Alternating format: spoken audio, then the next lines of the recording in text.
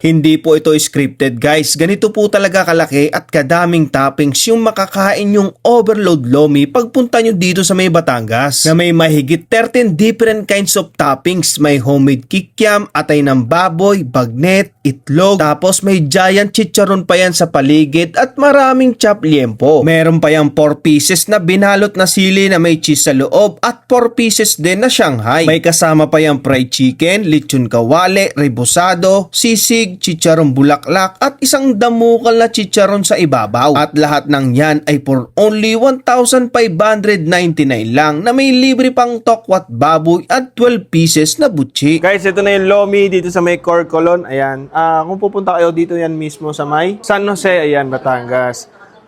Yung ganito kalaki guys is for only 1,599. Ayan. Tapos may kasama yung butchi na naubos na. Ayan, paubos na. And then may kasama siyang tokwa. Ayan. Yung topics na kasama na voice over na natin kanina. And then may libre pa siyang ganyan. So lagay natin yan dito. Ayan.